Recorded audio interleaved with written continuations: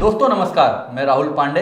हमारे विशेष कार्यक्रम में आप सभी का स्वागत है और हम बात करने जा रहे हैं देश में जो राजनीतिक खबर को लेकर जो हलचल बनी रहती है, हम उससे आपको रूबरू कराते हैं। और हमारे साथ में बात करने के लिए अनिल भाई पटेल हैं। अनिल जी, पहले तो आपका हमारे मंच पे स्वागत है। जी जी, नमस्कार सर, नमस्कार। तो अनिल जी, कल चंद्रबाबू नायडू को ईडी के द्वारा क्लीन चिट मिल गई है, कैसे देखते हैं आप? देखिए, ये होना ही था राहुल, आज नहीं तो कल। हालांकि हम लोग लेट चर्चा कर रहे हैं, ये आज नहीं तो कल ही होना, क्योंकि कहा जाता है कि चंद्रबाबू नायडू हैं, उन्होंने इसी शर्त पर ये दिया था कि पहले आप हम जो क्लीन चिट देना है वो देना पड़ेगा। लेकिन आपको समझना पड़ेगा कि ये केस क्या था। देखिए, जब विपक्ष में थे, मतलब जब ये सत्ता पक्ष में थे चंद्रबाबू नायडू, तब एक वहाँ स्किल एजुकेशन का एक प्रोग्राम था, वो चलाया गया और वहाँ पर सीमेंस कंपनी जो है वो उसको पूरा काम दिया गया। और बाद में वो डिज़ाइन सॉल्यूशन टेक या डिज़ाइन टेक ऐसे नाम की कोई कंपनी थी, उसको भी काम, मतलब उसको भी पेटा कॉन्ट्रैक्ट में काम दिया गया।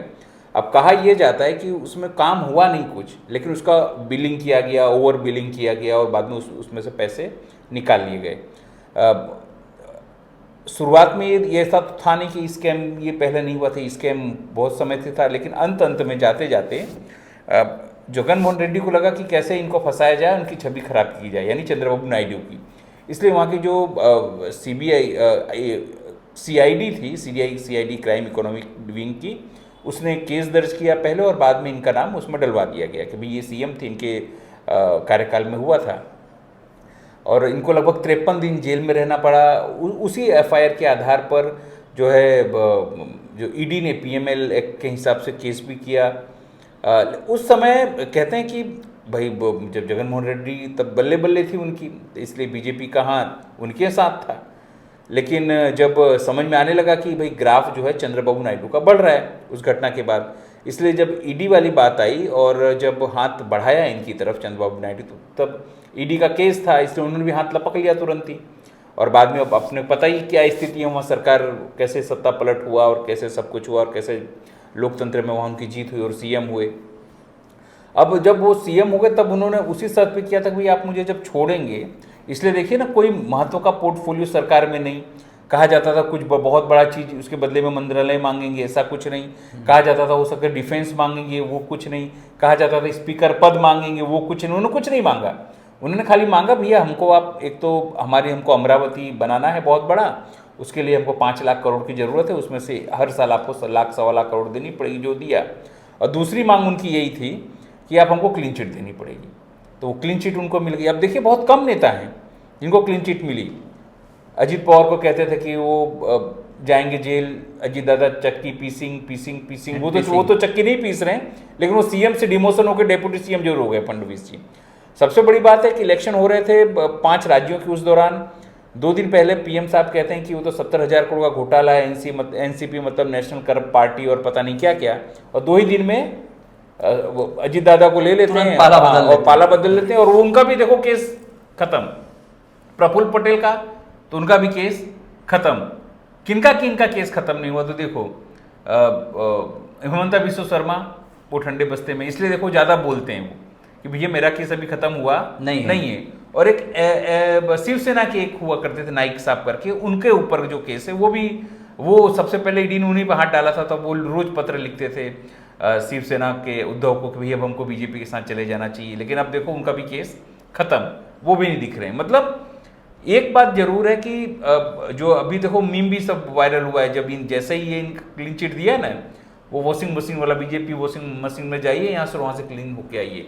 मतलब एक बात तो निश्चित है राहुल कि जिस तरह से सरकार ने पिछले 10 साल में काम किया है, अब वो लोगों के समझ में आने लगा है। हाँ, आप ये कह सकते हैं कि भाई हरियाणा जीत गए तो हो सकता है कमबैक करें। देखिए, ऐसा नहीं होता है। 2019 से 2024 तक जो आपने गलतियां की या लोगों को जो समझ में आई आपकी गलतियां, उसका फलश्रुति क्या हुआ कि आप 400 पार बोलते थे और लोकसभा में उनकी सीटें कम हुई और 240 पर आ गए। तो अभी भी जो आप गलतियां करेंगे, देखिए अब 2029 में चुनाव है, उसके पहले 2027 में भी चुनाव आपको और फेस करना है। तो लोग देखते हैं, लोग समझते हैं। देखिए 240 हो गए, हाँ हो सकता है कि आप महाराष्ट्र इलेक्शन देखो, वहाँ आप घटे हो। आप जो है उत्तर प्रदेश में घटे, जहाँ आपने राम मंदिर बनाया वहाँ घटे हो। अब आप गुजरात में घटे हैं सर, क्योंकि क्या गुजरात के लोगों को समझ में नहीं आया? हाँ, 6 सीट हारते हारते में से आप 1 सीट हारे, आपकी लोकप्रियता घटी, ये सब चीजें हुई है ना। मतलब बात कुल मिला के यही है कि ये सब लोग देख रहे हैं। आप कभी नीतीश के नज़दीक के लोगों के आसपास जाते हैं और उनके लोगों को फिट करते हैं, या उनके अधिकारी जो नज़दीक है उनको फिट कर देते हैं। आप देखिए, एनसीपी, टीडीपी, टीएमसी, स्टालिन, कौन सी पार्टी बाकी नहीं जिस पर आपने केस नहीं किया है। और जो लोग आपके यहाँ गए उसमें से अधिकतर क्या किया, तो केस ठंडे बस्ते में डाल दिए गए, या तो उनको आपने क्लीन चिट दे दिया है। मतलब लोग जो है समझ रहे हैं, और समझने के साथ देखो इनको भी पता है ये बात, चंद्रबाबू नायडू को भी पता है, और कहते हैं कि वो बहुत हार्ड बार्गेनर हैं। मतलब सब कुछ कैश, मतलब अगर हमसे आपको ये मदद लेनी है तो समझ लीजिए आपको भी हमको कुछ देना है, आप हमको कुछ देने की स्थिति में नहीं है तो नमस्ते। और एक बार जब एनडीए शासन था तब इसी को लेकर वो बाहर निकल भी चुके हैं। मतलब चंद्रबाबू नायडू होशियार, वो कान पकड़ के काम करवाना जानते हो। अगर उन्होंने आपको एक गिलास पानी पिलाया तो ये समझ लीजिए वो आपका खेत लिखवा लेंगे। उस हिसाब के ये चंद्रबाबू नायडू हैं, और ये समझ लीजिए उन्होंने खेत लिखवा लिया बीजेपी से। बहुत कम लोग होते हैं जो बीजेपी से या यूँ कहें कि नरेंद्र मोदी अमित शाह से काम करवा सकते हैं, उसमें चंद्रबाबू नायडू एक है। सर इसी से एक जुड़ा एक सवाल इसी में मैं ऐड करना चाहता हूँ। जिस तरह से इनको क्लीन चिट मिल गई है, तो क्या लगता है ये पाला बदल सकते हैं? देखिए, पाला बदलने खाली अकेले मैं बताऊं आपको, जो आपने पूछा ना, ये बोलते हैं ना, हाइपोथेटिकल सवाल है, पाला बदल सकते हैं। देखो मैंने जैसे कहा कि एटीएम, अभी केंद्र सरकार इनके लिए एटीएम है। मतलब मोदी सरकार या एनडीए सरकार एटीएम है, जब तक पैसा देंगे तब तक ही है। पाला बदलने की स्थिति क्या होगी? देखिए, जब तक नीतीश कुमार तैयार नहीं होंगे, देखिए वहाँ पर भी बहुत सारी चीज़ें हो रही हैं। दिल्ली में तेजस्वी यादव को बुलाया गया था, जो इन्होंने राहुल गांधी के पास जो खबर आ रही है। और बात ये भी कि हो सकता है कि समझाया जाए, इलेक्शन आ रहे हैं, वहाँ पर भी 2025 में इलेक्शन, उनको समझाया जाए नीतीश बाबू को कि चाचा आप हमारे यहाँ आ जाए, हम आपको पीएम बना देंगे, हमारे पास कोई चेहरा नहीं, आप ही सीनियर। उनको भी पता है कितने साल जिएगा बंदा अभी, ये कितने साल इसका स्वास्थ्य, उनका वैसे भी उनका स्वास्थ्य अच्छा नहीं रहता है अब। तो हो सकता है उनको ये समझा लिया जाए कि भाई 2025 में देखो हम क्यों। लेकिन ये स्थिति कब आएगी? ये स्थिति तब आएगी जब आप महाराष्ट्र जीत लोगे, यानी इंडिया गठबंधन, और झारखंड आप जीत लोगे। तब उनको लगेगा कि भैया अब स्थिति बिगड़ रही है, सरकार को तोड़ना है। तोड़ने के लिए नानी यानी दोनों फैक्टर, नीतीश और नायडू दोनों तैयार होंगे। उनको लगेगा स्थिति बदल सकती है, अब हमको क्लीन चिट मिल गई है, तब ये खेला हो सकता है। मतलब तब तक ये दोनों जो हैं वो राह देख रहे हैं कि भैया देखो हरियाणा हारे, ये तो बात है ही, आपको पता ही है। हरियाणा हारने पर डिमोरलाइज हुआ कांग्रेस, पूरा विपक्ष डिमोरलाइज हुआ, और हाई किसका मोरल हुआ? तो स्वाभाविक है बीजेपी और एनडीए का मोरल हाई हुआ। तो स्वाभाविक है वो थोड़ा आक्रामक होंगे। लेकिन अब सवाल ये है कि अब आपके पास फिर से मौका है इंडिया गठबंधन के पास में अपनी मजबूती दिखाने के लिए, और इस तरह के जो विपक्ष को अपने पाले में लाने के लिए। अनिल जी, बिहार में जिस तरह से नीतीश कुमार और चिराग पासवान ने कहीं ना कहीं गिरिराज सिंह अपने एक हिंदू समान यात्रा निकालने जा रहे थे, उस पर उनका विरोध उन्होंने किया है। तो किस तरह से बिहार की राजनीति को? देखिए, मैं इसको जो आपने पूछा इसमें 2 सवाल हैं। पहले सवाल का जवाब दूं तो सबसे पहले किसने कहा बटेंगे तो कटेंगे? स्वाभाविक योगी जी ने कहा, हार्ड लाइन लिया उन्होंने। चुनाव के बाद जब विश्लेषण किया बीजेपी ने और उसको ये बात समझ में आई कि जब तक हम सभी कास्ट को हिंदुत्व के छाते के अंदर नहीं ले आएंगे, अम्ब्रेला में नहीं ले आएंगे, तब तक हमारी जीत नहीं, हम 200-220 से ज़्यादा बढ़ पाएंगे नहीं। इसलिए देखिए, उसके बाद पीएम मोदी ने कहा कटेंगे बटेंगे और ये सब ऐसे हिंदुओं के एक हो जाना चाहिए। इसके बाद मोहन भागवत ने दशहरा पे क्या कहा उन्होंने, भाई हमको ताकतवर होना पड़ेगा, हमको इकट्ठा होना पड़ेगा, हमको ये करना पड़ेगा, हमको पुलिस की राह नहीं देखनी है, ये सब बोला। और बहराइच में हुआ, आपको पता ही है क्या हुआ, कैसे हुआ, और किस तरह से एक युवक बेचारा जो अपने घर को चला सकता था, या हो सकता था कुछ डॉक्टर बन जाता, इंजीनियर बन जाता, या अपने घर के लिए वो देखरेख करने वाला बन जाता, वो मर्डर हो गया उसका। बाद में जिन लोगों ने उसको मारा उनके खिलाफ उसका भी एनकाउंटर हुआ। हालांकि वो भी दवाखाने में मतलब हॉस्पिटलाइज हैं, लेकिन वहाँ माहौल खराब करने की पूरी कोशिश हुई है, और माहौल खराब हुआ भी है 80-20, क्योंकि वहाँ पे भी 9 सीटों पर बाई इलेक्शन है। तो वो ये सब चीज़ें आपको बताती हैं कि आपको जो है वो हार्डकोर हिंदुत्व की तरफ आपको जाना पड़ेगा। अब जब नरेंद्र मोदी हैं या अमित शाह हैं, वो जब आंध्र प्रदेश जाते हैं तब बात करते हैं कि हाँ भाई मुस्लिमों को आरक्षण मिलना चाहिए, मदरसों को 10,000 रुपया देना चाहिए, वो जब जाएंगे हज करने तो लाख रुपया भी दीजिए। लेकिन जैसे ही बाहर निकलते हैं वो हार्डकोर हिंदू हो जाते हैं। हमारे जन्मजात हम किसी मुस्लिम को नहीं देंगे रिजर्वेशन, कैसे अलग हम तुष्टिकरण हम नहीं करेंगे, ये सब बातें, दोगली बातें ये सब करने लगते हैं। इसका नतीजा क्या हुआ कि अभी से वहां माहौल बनाने के लिए गिरिराज सिंह एक हिंदू स्वाभिमान यात्रा निकालने की कोशिश कर रहे हैं, या व्यक्तिगत निकाल ही रहे हैं। ये बात अब देखिए, वहां पर तो जो मुस्लिम है या माइनॉरिटीज है वो चिराग पासवान को भी देता है, चिराग पासवान को भी वोट देता है और नीतीश कुमार को भी वोट देता है। अभी वो लिबरल चल रहे हैं। अब सवाल ये है जो मैंने आपको कहा कि ये एक नाटक हुआ। मैंने पूछा ना आपको, जैसे आपने बोला, एक सवाल का जवाब ये हुआ कि भाई ये लोग उग्र हिंदुत्व कर रहे हैं, जबकि चिराग पासवान और नीतीश कुमार और नायडू तीनों जो है वो लिबरल में मानते हैं अपने आप को, कि भाई हम उग्र हिंदुत्व की तरफ नहीं जाते, हम तो सेकुलर हैं। हालांकि बीजेपी के साथ रहे आप सेकुलर नहीं हो सकते, वो हमने प्रसाद कांड में देखा था किस तरह से गलत सलत रिपोर्ट निकाल के पूरी बात को खड़ा किया गया और सब हुआ था। अब एक सवाल का जवाब ये, अब इन्होंने क्या किया, भैया हम नहीं, हमारा विरोध है। उसने भी कहा चिराग, हम नहीं, हमारा विरोध है। बीजेपी की भैया हमारे इससे कोई लेना देना नहीं है, मतलब नाराजगी बता दी। लेकिन क्या आपकी इस नाराजगी से वो स्वाभिमान यात्रा रुकेगी? भाई गिरिराज सिंह तो कैबिनेट केंद्र में मंत्री हैं और वो निकाल रहे हैं, भले बीजेपी उससे अलग कर रही है अपने आप को, या नीतीश कुमार अलग कर रहे हैं, या चिराग पासवान अलग कर रहे हैं, उनकी यात्रा तो निकल रही है। मतलब आपके रोकने से, आपके टोकने से, आपके विरोध जताने से वो तो रुक नहीं रहे हैं, वो तो अपने हिसाब से कर रहे हैं। मतलब आप बिहार की जनता को, जो मैं दूसरा प्रश्न बता रहा हूं, बिहार की जनता को ये सब मिलकर मूर्ख बना रहे हैं।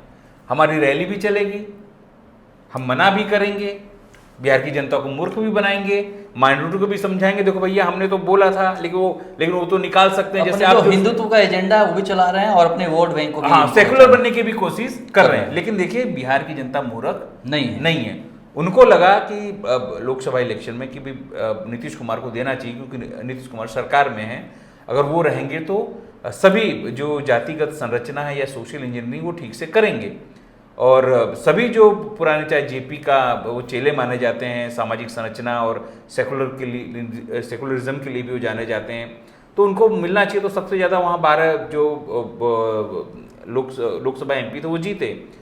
हालांकि इसमें गलती तेजस्वी की रही, तेजस्वी सब कुछ प्रचार किए, कर सके सब कुछ, उनके में भीड़ भी बहुत आती थी, मेहनत भी बहुत किए, लेकिन बीच में जो थोड़ी कंट्रोवर्सी आई उनकी मछली वाली और ये सब वाली, उसके लिए हो सकता है वो उन भीड़ को अपने वोटों में कन्वर्ट नहीं कर पाए, या यूं कहें कि बीजेपी का और जेडीयू का जो मैनेजमेंट रहा वो पावरफुल रहा। लेकिन यही है कुल मिला के बिहार की जनता अब समझ गई है, और जिस तरह से प्रशांत किशोर वहाँ अपने हिसाब से मेहनत कर रहे हैं, अब वो तो अब इस बार लड़ेंगे, वो कितनी सीटों पर लड़ते हैं, उनका जमानत जब्त होता है, क्या होता है, वो प्रशांत किशोर पर हम तब चर्चा करेंगे, एक बार उनका इलेक्शन हो जान दीजिए। लेकिन फिलहाल ये है कि सब मिलकर बिहार की जनता को बेवकूफ़ बना रहे हैं। वो बिहार की जनता जहाँ कहते हैं कि नालंदा विश्वविद्यालय यहाँ था, पाटलिपुत्र यहाँ है, बौद्धिक गढ़ है देश का, बौद्धिक गढ़, और गया, ये सब। अब वहाँ की जनता को ये लोग बोलते हैं, गुजरात की, मतलब वहाँ के लिए कहा जाता है कि बिहारी जो लोग हैं वो उड़ती चिड़िया को भी हल्दी लगा देते हैं, समझो आप। पर तो ठीक है गिनना है, लेकिन हल्दी लगा देते हैं, ऐसा कहा जाता है। अब बिहारियों को तय करना है कि भाई वो हल्दी लगवा रहे हैं खुद, या खुद कहने, मतलब या लगाने की तैयारी करेंगे, हल्दी लगा रहे हैं या खुद चूना लगवा रहे हैं अपने पर, वो उनको बिहारियों को तय करना है। अब ये जम्मू कश्मीर में जिस तरह से एक हिंदू चेहरे को उप मुख्यमंत्री बनाया है, इससे क्या सिद्ध होता है? देखिए पूरे चुनाव में वहाँ पर बीजेपी ने एक नैरेटिव सेट किया था कि अगर जम्मू हम जीतते हैं, या जम्मू में 43 की 43 सीट में से 40-45 भी, हम 40 सीट जीतते हैं हम, या 35 भी जीत लेते हैं, तो हिंदू मुख्यमंत्री बनेगा, हिंदुओं की सरकार होगी। ये पूरा नैरेटिव सेट करने का प्रयत्न किया था। हालांकि कांग्रेस वहाँ कुछ नहीं कर पाई, लेकिन नेशनल कॉन्फ्रेंस, या यूँ कहें कि उमर अब्दुल्ला या फारूक अब्दुल्ला ने ये डिसीजन देके पूरा बीजेपी का जो नैरेटिव था उसको ध्वस्त कर दिया। क्योंकि बीजेपी ने जब पीडीपी के साथ में अपनी सरकार बनाई तो उसमें भी निर्मल सिंह थे, वो डेप्यूटी सीएम ही थे, महबूबा मुफ्ती सीएम थी, तब वही स्थिति ये भी लाके उन्होंने खड़ी कर दी। लेकिन अब इससे क्या होगा कि थोड़ा और वहाँ जो रहना थे, जो हार गए सुरेंद्र सिंह के सामने, उन्हीं को उसने डेप्यूटी सीएम बनाया। अब आगामी दिनों में जो भी काम होगा, जो भी होगा, वो आत्ममंथन करना पड़ेगा बीजेपी को वहाँ फिर से, रिकॉन्सिलेशन करना पड़ेगा, भैया हम क्यों हम 28-29 सीट पर आके सिमट गए, जबकि हमने इतना सारा तोड़ फोड़, इतना सारा सब कुछ किया था। तो और सबसे बड़ी बात यह है कि अब हिंदुत्व को लेकर जो मुद्दा वहाँ वो चला रहे थे, अभी तक धारा 370 आपने चलाया, तो उन लोगों तो एक्सेप्ट कर लिया उन्होंने, ठीक है भैया आपने जो किया वो मांग भी नहीं कर रहे हैं कि हाँ, लेकिन वो रिकन्सिलेशन करने के लिए बात कर रहे हैं। लेकिन सबसे पहला उनका एजेंडा ये है कि भैया कैसे भी करके आप हमको यहाँ पर हमारे स्टेटहुड जो है, मतलब जो राज्य का मान्यता है वो हमको वापस आप दे दीजिए। अब वो लड़ाई वहाँ ये होगी कि हिंदुत्व भाई आप डेप्यूटी सीएम हमने तो दे दिया हिंदुओं को, जम्मू के लोगों को ये नहीं लगना चाहिए कि भाई सरकार खाली कश्मीर से चल रही है, घाटी से चल रही है, वहाँ से चल रही है। इसलिए ये इसका जो मैसेज है अचानक ही नहीं, पहले से बताया नहीं गया था, आपको बता दूं, अचानक जिस दिन शपथ लेना था उस दिन ये नक्की किया गया ताकि वहाँ जम्मू के लोगों को ये न लगे कि सरकार बायस्ड है, एक निश्चित रणनीति के तहत हुआ, रणनीति को पूरे देश में मैसेज देना है ना आपको मैसेज देना है हिंदू मुस्लिम एकता का, तो आपको महाराष्ट्र में भी देना है, आपको झारखंड में भी देना है, और आगे भी जो भी चुनाव आएंगे देखिए कि वहाँ हमने दिया है। अभी तक जो बात बीजेपी करती थी हिंदुओं की सरकार होगी, हिंदू है हमारी सरकार में, हालांकि हमको सीटें ज़्यादा मिली हैं, सब कुछ होने के बावजूद भी हमारा हक बनता था, फिर भी हम नहीं देते तो क्या, ये भी सवाल था। लेकिन उन्होंने दिया, ये बताया है, कैबिनेट मंत्री बना देता, लेकिन उन्होंने ये बताया कि नहीं, और सब लोग वहाँ पहुँचे थे। देखिए उसमें इंडिया गठबंधन के सब लोग वहाँ पहुँचे थे और बताने का कोशिश किया था कि ये हमारी सरकार है और हमारी सरकार में सबको बराबर का हक दिया जाएगा। अभी हिंदुत्व के ऊपर से ही एक सवाल और मैं सर आपसे पूछूंगा कि उत्तर प्रदेश में जिस तरह से बहराइच का ये जो घटना देखी गई, इससे क्या साबित होता है? वहाँ तो हिंदुओं की सरकार है और इस तरह से घटना देखी जा रही है। देखिए जो घटना हुई है या कराई गई है या कराने का लाभ लिया जा रहा है, 3 सवाल। चौथा सवाल ये है कि कुर्मी विधायक को वहाँ थप्पड़ जिस तरह मारा गया, वो भी एक चर्चा में है। दोनों को कंपैरिजन हो रहा है वहाँ सोशल मीडिया पर कि भैया क्या वो कुर्मी विधायक हिंदू नहीं थे, और जिन्होंने मारा वो ठाकुर थे और उनके लिए आया आया शेर आया का नारा लगा। अब 2 घटना, पहले हम बहराइच की बात कर लें। बहराइच की बातों को किस तरह गलत तरीके से नेशनल टीवी चैनलों से गलत तरीके से उसका जो रिपोर्ट बताया कि भाई उसके नाखून उखाड़ लिए गए थे, उसको ऐसा किया गया था, जबकि वहाँ की पुलिस बोल रही है भाई ऐसा कुछ नहीं था, सेट करने की कोशिश हाँ ऐसा कुछ नहीं हुआ है, केवल गोली लगी है, छर्रे लगे हैं उससे उनकी, और ज़्यादा खून बहने से उनकी मौत हुई है, उस बंदे की, लड़के की मौत हुई है। लेकिन फिर भी नेशनल चैनल ने तक, चाहे वो नाम लेके मैं बोल सकता हूँ, चाहे वो चित्रा त्रिपाठी हो, चाहे सुधीर चौधरी हो, ये सब लोगों ने सर तड़का लगा के मसले लगा, जिस तरह से एजेंडा चलाते हैं शाम को, जो एक बिल्कुल नफरत की दुकान में तो कहता है ये लोगों को नफरत की, इनको तो जो ब्रॉडकास्ट जो है उसको तो इनको सस्पेंड कर देना चाहिए, इनके लाइसेंस रद्द कर देना चाहिए इन चैनलों के, तो एक हफ्ते के लिए उनको तो प्रमोट किया जा रहा है, नहीं वाइस प्रेसिडेंट बना के। देखिए ऐसा है, वो उनकी अपनी नीति है, लेकिन अगर देश में आप गलत, आपने माफ़ी भी नहीं मांगी, चलो हम ये बोल सकते हैं भाई गलती हो गई, चैनल की तरफ से आपने माफ़ी मांगी भी हमारे पास गलत इनपुट था, हमने गलत तथ्यों के हिसाब से किया, हम देश की जनता से माफ़ी मांगते हैं, या जो लोग आप पर विश्वास कर, आप तो उनके साथ अन्याय कर रहे हो, उनके बच्चों को गलत जानकारी देकर उनको आप दंगाई बना रहे हो। आपने कभी पूछा क्या हुआ, कैसे हुआ? अब उसको नैरेटिव, मुस्लिम थे उनको पकड़ा गया, पकड़ने के बाद उनका एनकाउंटर हुआ, हालांकि वो सब बचे हुए हैं, वो दवाखाने में, वो सब हॉस्पिटल में, अभी अब क्या होगा। लेकिन ये बताने की कोशिश की कि देखो हमने बदला लिया है, लेकिन जब आप ही लोग बदला लेंगे तो कोर्ट क्या करेगा सर, फिर कानून क्या करेगा? फिर के सवाल तो यही आ जाता है, कोर्ट क्या करेगा। और दूसरी महत्वपूर्ण बात, वहां एक विधायक, कुर्मी विधायक को लाफालाफी होती, उनकी पत्नी वो सब मिलके करती हैं सर, 7 दिन के बाद उनकी एफआईआर होती है। सोचिए आप, विधायक है वो बंदा, 7 दिन के बाद क्यों आरोप लगता है कि भैया जिस बंदे ने मारा है वो क्षत्रिय है, सीएम क्षत्रिय है, पूरा महकमा वहाँ क्षत्रिय है। लेकिन जब उन विधायकों ने अपनी एकता गोलबंदी शुरू की, 3-4 विधायकों को इकट्ठा किया और लोगों की गोलबंदी शुरू की, तब जाके एक हफ्ते के बाद नहीं, तब जाके हमारे जो बिष्ट साहब हैं, बिष्ट साहब समझते हैं कौन बिष्ट? अजय कुमार बिष्ट, हमारे योगी आदित्यनाथ, समझो उनका ओरिजिनल अजय कुमार बिष्ट है। बिष्ट साहब तब जाके जागे कि कहीं केंद्र के इशारे पर तो नहीं हो रहा है, कहीं 100-150 इकट्ठा होकर मुझे बदल तो नहीं देंगे। तब जाके उन्होंने उसको पार्टी में से निकाला, उस बंदे को जिसने मारा था, और तब जाके एफआईआर होती है। अब सोचिए, उत्तर प्रदेश को सब बोलते हैं उत्तम प्रदेश, क्या बोलते हैं? उत्तम प्रदेश। अब उत्तम प्रदेश में सत्ता पक्ष के विधायक को कोई उन्हीं का नेता झापड़ मार देता है, लापा मार देता है, और उस बंदे को 1 हफ्ता लग जाता है सर, 1 हफ्ता लग जाता है उसको FIR कराने में। तो सामान्य लोगों की तो आप क्या अपेक्षा रख सकते हैं?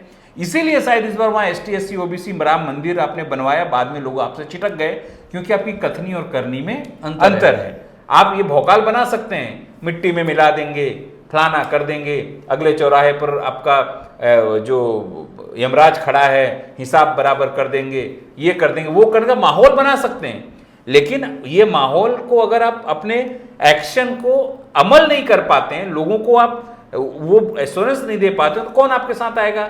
इसलिए वहां कुर्मी जो पूर्वांचल है फिलहाल नाराज है योगी आदित्यनाथ से, और 2027 में देखिएगा वहां गोलबंद हो रहे हैं। और गुजरात में मेरे कुर्मी लोगों से बात में खुद सजाती हूँ, उन्होंने कहीं नाराजगी, यार आप लोग कार्यक्रम क्यों नहीं करते हो, आप लोग हमसे बात क्यों नहीं करते, हम भी अपनी नाराजगी बताएंगे। इसलिए नहीं कि वो ठाकुर थे, इसलिए कि साथ अब तुरंत ही FIR कर दिए होते तो लोगों में नाराजगी नहीं होती। क्षत्रियों को लेकर कोई नाराजगी नहीं, नाराजगी इस बात को लेकर है कि सिस्टम कैसे काम करता है, सिस्टम जिस तरह से काम कर रहा है, एक तरफा। वहां किसी क्षत्रियों से नाराजगी नहीं है, एक व्यक्ति ने मारा समझो, लेकिन अब अगर आपको FIR करते 7 दिन लग जाता है तो आरोप तो लगेंगे आपके, भैया आप भी ठाकुर हो, जिसने मारा वो भी ठाकुर है, वो अधिकारी भी ठाकुर है, SP भी ठाकुर है, और नीचे से लेकर ऊपर तक ठाकुर ही ठाकुर है। जैसे कि जो अभिषेक उपाध्याय, ममता त्रिपाठी ने लिखा था कि सब ऊपर नीचे ठाकुर है, और बाद में क्या केस हुआ कैसे हुआ सबको पता है। मतलब आपको केस करना तो 1 मिनट में केस आप कर देते हैं, और दूसरों का केस अगर FIR करना है तो 7-7 दिन लग जाते हैं, तो सामान्य लोग कैसे विश्वास करेगा आप पर, खास करके OBC। और उत्तर गुजरात में भले जो पटेल वो जनरल में आते हैं, उत्तर प्रदेश में तो OBC हैं। अगर ये मैसेज आपको जाएगा, और देखिए समाजवादी पार्टी क्यों सत्ता में से चलेगी, एक नैरेटिव सेट हो गया कि यादव ही सब कुछ यादव को देते हैं ये लोग। अगर ये नैरेटिव सेट हो जाएगा कि सिर्फ ठाकुरों को ही सब कुछ दे रहे हैं, क्षत्रियों को ही सब कुछ दे रहे हैं, तो ये सरकार भी चली जाएगी। मैं तो डिस्क्लेमर और शुभचिंतक के रूप में बोल रहा हूं योगी आदित्यनाथ को, अगर आप ये नहीं देखेंगे, ये नहीं करेंगे, तो अभी तो कुछ लोग छिटके 3-4% और चली जाएगी, तो अगली बार आप लोग विपक्ष में बैठोगे और मठ में जाके बैठना पड़ेगा आपको। तब तो भाई आपका आला कमान आप ही को लात मार के तगड़ देगा कि जाओ भाई मठाधीश, मठ में बैठो। अब मतलब ये सब चीजें समझनी पड़ेंगी आपको। अनिल जी, जिस तरह से आज हरियाणा में नई सरकार ने नायब सिंह सैनी ने दूसरी बार शपथ विधि ली है, तो अब उनके लिए क्या चुनौती रहने वाली है?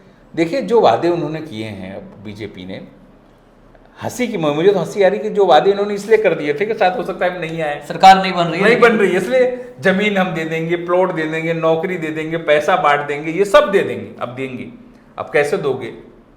अब आपकी कैबिनेट बैठनी चाहिए, कैबिनेट में आपको दे दनादन निर्णय करने पड़ेंगे। कहाँ से दोगे? नहीं दोगे तो वही लोग आपका फिर से विरोध करेंगे, गांव में फिर से घुस नहीं पाओगे, बोल के फंस गए। देखिए सर, कई बार होता है ऐसा है कि बड़े बोल दोनों होना है यार, अब गले की हड्डी फंस गई। अब बताइए, आप महिलाओं को कहाँ से 2100 रुपये या 2000 रुपये दोगे जो आपने वादा किया है? किसानों को आपको MSP देनी है, धान का भाव देना है, वहाँ तो धान ही खेती ज़्यादा है। अब जो कपास है वो सब तो वहाँ ज़्यादा होता नहीं है, गेहूँ चावल इसी सबका देना है सबको। कैसे दोगे? मंडियों में कैसे सेट करोगे जो आपने कहा था कि हम आपको ऊपर से देंगे नीचे से देंगे? युवाओं को जो अग्निवीर वाला चक्कर है वो कैसे दोगे? युवा वहाँ आत्महत्या कर रहे हैं सर। गुजरात में भी देखो, अग्निवीर एक बंदा उसने हो गया, उसको कैसे करोगे? हालत खराब है अग्निवीर की। वही बहुत चुनौती है सर। नायब सिंह सैनी ने सरकार तो संभाल लिया, शपथ भी ले लिया, उनके साथ अनिल विज से लेकर जो बोल रहे थे अपने आप को कि हम भी CM हैं, हम भी CM, लेकिन फिर उन्हीं लोगों को कल जाके जिस तरह से बैठक बैठी, मैं आपको बताऊं यही होता है।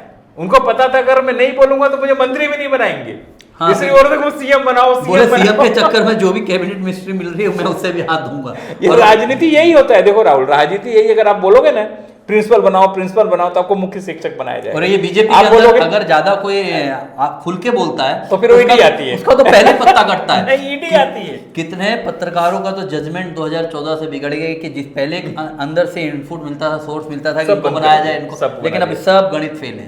ये समय तो सही में बीजेपी की मास्टरी नहीं। लेकिन सर देखिए, 2024 का अब धीरे धीरे कंट्रोल छूट रहा है।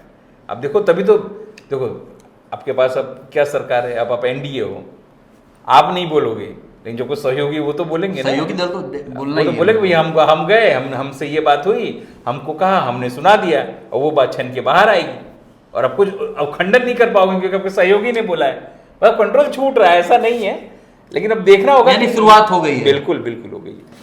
तो अब अनिल जी, मैं महाराष्ट्र पे आऊँगा और झारखंड पे, ये दोनों जगह की जो चुनावों की तारीखों का ऐलान हो गया, तो अब स्थिति आपको किस तरह दिख रही है? देखिए, जिस हिसाब से सीटें आई हैं लोकसभा में, हालांकि लोकसभा में 5 सीटें आई थी, उस हिसाब से 63 सीटें वहाँ भी आनी चाहिए थी, 50-55 सीटें झारखंड में।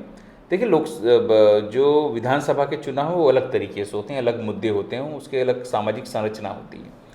और ठीक महाराष्ट्र की बात करें तो महाराष्ट्र हरियाणा जैसा नहीं है, सीटें ज़्यादा हैं, यहाँ की लोकेलिटीज़ जो हैं वो अलग हैं, परिवेश अलग है, संस्कृति अलग है, मतलब भावनाएं अलग हैं। यहाँ पर कैसा है कि अभी जो बात समझ में आ रही है लोकसभा इलेक्शन के हिसाब से लगभग 163 सीट इनको बनती है, जितनी सीटें आई थी उस हिसाब से। लेकिन सवाल ये है कि फिर वही बात कि लगभग लोग कहते हैं कि लगभग 288 में से 220 सीट पर इनकी बात जो है बन गई है, MVA की, जो महाविकास आघाड़ी इंडिया गठबंधन है। सुना जा रहा है कि कुछ सीट ऐसी होगी जो अभी अब थोड़े कुछ दिन में निपट जाएगी, कुछ सीटों पर फ्रेंडली मैच होगा, फ्रेंडली मैच में सब लोग खड़े होंगे वहाँ। हाँ, अभी मैं एक न्यूज़ में देख रहा था सर कि कल समाजवादी पार्टी के अखिलेश यादव निकल जा रहे हैं। हाँ, जा रहे हैं वहाँ। वो बोलेंगे भैया देखो, हमको भी तो हम खाली उत्तर प्रदेश के तो सीट बनकर रह नहीं जाना चाहते हैं। हम भी तीसरे नंबर की सबसे बड़ी पार्टी लोकसभा के चुनाव सीटों के हिसाब से देश में, तो हमको भी नेशनल पार्टी बनने का, राष्ट्रीय पार्टी बनने का हक है, तो हमको भी आज सीट दो, हम अपने हिसाब से लड़ाएंगे। तब अब ये गणित ये हो कि भैया आप लड़ाओ, हमको प्रॉब्लम नहीं है, लेकिन आप ऐसी जगह लड़ाओ जहां पर विपक्ष, मतलब उनके हिसाब से जो विपक्ष है या सत्ता पक्ष है, बीजेपी जहां से हारे, जहां शिंदे गुट जहां से हारे, जहां अजीत पवार जहां से हारे, आप वैसे जगह पे अपने लोगों को लगाओ, अपने लोगों का वोट ना करें वहां अपने। इस बार क्योंकि जो गलती देखो हरियाणा में हो गई, जो गलती आप सोचिए इनकी राजस्थान में हो गई, जो गलती जो है इनकी मध्य प्रदेश में हुई या छत्तीसगढ़ में, उन्होंने लोकल सभी क्षेत्रों पर जवाबदारी सौंप दी, चाहे भूपेश बघेल हों, चाहे दिग्विजय सिंह और कमलनाथ हों, चाहे कैलाश गहलोत, चाहे अशोक गहलोत हों, या फिर भूपेंद्र सिंह हुड्डा हो, चारों पर उन्होंने छोड़ दी थी जवाबदारी। अब उसका नतीजा क्या हुआ आपको पता है। देखो, हमेशा 3 तरह से चुनाव होते हैं।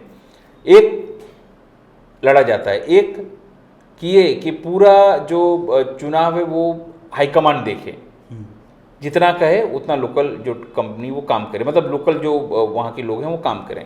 दूसरा, लोकल पर सब कुछ छोड़ दो, आप वो जैसा बोले वैसा आप कुछ होने दीजिए, और जो परिणाम आए तो उस हिसाब सेलिब्रेट करिए। तीसरा, दोनों की मिली जुली हो।